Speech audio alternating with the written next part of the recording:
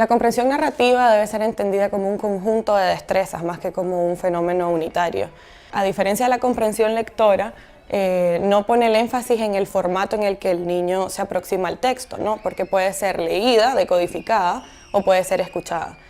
La comprensión narrativa depende también de otro montón de factores. Y esa es también la razón por la que es tan difícil medirla y por la que se deja de lado en un montón de estudios, sobre todo en estas edades, en edades de preescolar y primer grado, porque influyen otras cosas como, por ejemplo, el vocabulario, la coherencia y la cohesión a la hora de hablar. Normalmente no uso muchos materiales. Como nos hemos dado cuenta en la práctica, el elemento más importante para la comprensión narrativa y al final para el desarrollo de todas las habilidades de lectoescritura y para la alfabetización inicial es la relación, es la interacción, la construcción de un clima socioafectivo. Hoy solo vamos a usar una tela que voy a usar cuando probemos ser el lobito Caperucito y una máscara de lobo cuando seamos los otros lobos.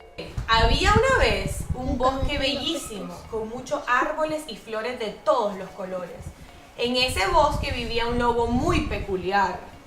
¿Qué significa peculiar en esta oración? Peculiar, muy coqueto. Peculiar. ¿Qué puede ser? En que es muy limpio. Les voy a leer el siguiente párrafo y después me dicen Que es muy que era feroz. muy peculiar. Lobito era muy coqueto, le encantaba llevar el pelo muy suave y brillante, iba siempre a lavarse las patitas en el agua fresca del río para tener las uñas bonitas y siempre llevaba la cola esponjosa porque después de bañarse la dejaba secar al sol. Eso es como un lobo normal, No. es como los lobos que conocemos. No. ¿Y qué significa peculiar entonces? ¿Qué es ¿La has diferente? escuchado? Que es diferente. Peculiar es que es diferente a lo normal. Es un lobo muy peculiar porque no es como los otros lobos. Primero se trabajan las inferencias para el significado de palabras dentro del texto. Palabras que ellos no saben, pero que pueden inferir el significado basados en la información que les está dando toda la oración. Un día los animalitos escucharon ruidos, pasos extraños. No, así no se están así.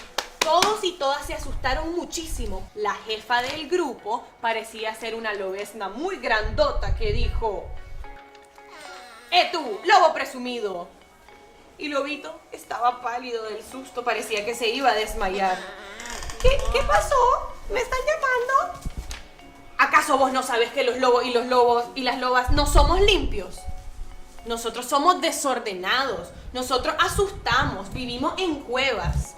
Y además no usamos cubiertos para comer, no usamos tenedor y cuchillo.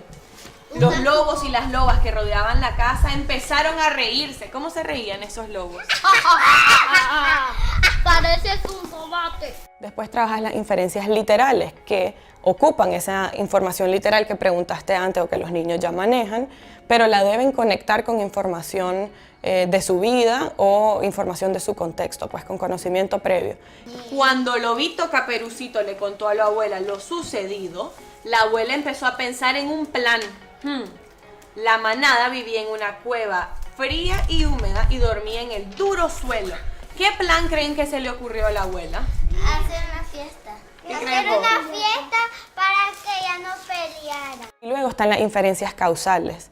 Esas son las que te permiten hacer asociaciones lógicas entre el problema, las que te permiten entender las soluciones, y en esa vos necesitas conectar todos los otros elementos de la historia. Eso es lo que le da sentido a todos los elementos de la historia y es información que no está explícita en el texto.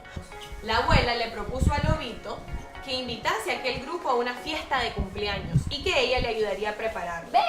Lobito se echó las manos a la cabeza y le dijo a su abuela: ¿cómo se te ocurre esa idea tan loca, abuela? ¿Cómo se te ocurre si a ellos solamente les gusta la suciedad y la maldad? Solamente eso, abuela, es una idea demasiado loca, es absurdo. Van a venir a destruirnos todo de nuevo, yo no los quiero tener cerca. Ale, ¿tenés alguna pregunta que hacerme, Alejandro? Sí. Ajá. ¿Por qué le dijiste loca a tu abuelo? Si es que hay que respetar a los abuelos. ¿Por qué le dije loca a mi abuela? Es que me pareció que era una idea muy loca, pero tenés razón, tal vez no le debía haber dicho loca. ¿Qué le pude haber dicho? Buena idea. Buena idea, abuela, ¿Qué? aunque no me sonaba tan buena idea en ese momento, para ¿Qué? ser honesta. Hubiera dicho, pero ¿por qué, abuela? ¿Por qué se te ocurrió esa idea? Sí. Ok. Y luego están las inferencias sobre los estados psicológicos de los personajes, que tiene que ver con entender lo que los personajes están sintiendo, por lo que ellos están pasando. Lobito perdió el miedo a que estuvieran cerca. Los lobos y las lobas del bosque, para darle las gracias a Lobito, ¿qué creen que hicieron? Yo creo de la felicidad. Fueron buenos con ellos. Ellos le hicieron una promesa, que jamás volverían a portarse mal.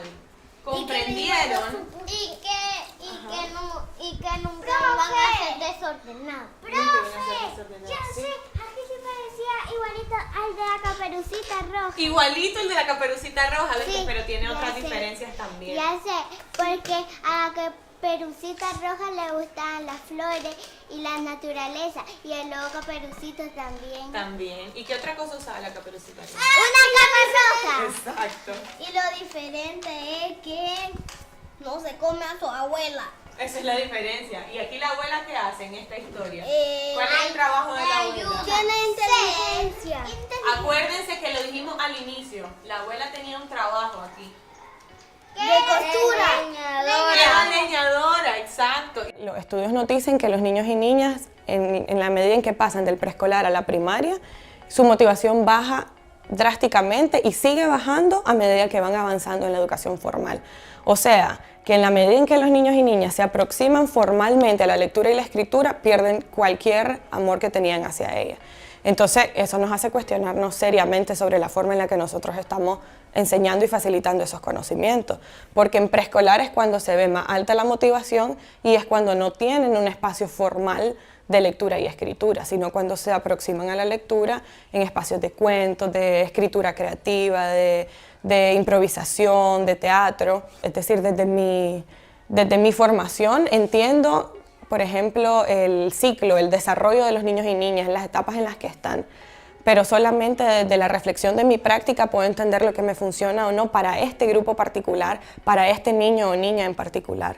Entonces creo que los maestros y maestras debemos aprender a ser también investigadores sobre nuestra propia práctica, sistematizar nuestra propia práctica, nuestros propios aprendizajes y compartir ese conocimiento, es decir, crear comunidad en las mismas escuelas de qué te funciona a vos, qué no, y empezar a cuestionarse también lo que históricamente se nos ha enseñado, que es leer y escribir, y sobre todo cuestionarse cuál es el rol de la maestra y cuál es el rol del estudiante. Solamente en la medida en que podamos reflexionar sobre eso vamos a hacer cambios y las transformaciones que en realidad se necesitan para dar respuesta a los problemas que estamos viendo en la región. Pues seguimos trabajando con las mismas metodologías que ya vemos que no nos dan resultado, porque en las pruebas estandarizadas los niños y niñas y luego en el ingreso a la universidad vemos un montón de carencias, pero no vemos cambios significativos en la forma en la que enseñamos a leer y a escribir. Seguimos enseñando a leer y a escribir como desde hace 40 años, a pesar de que ahora somos conscientes de los problemas que tenemos, pero no vemos esos cambios en la práctica docente.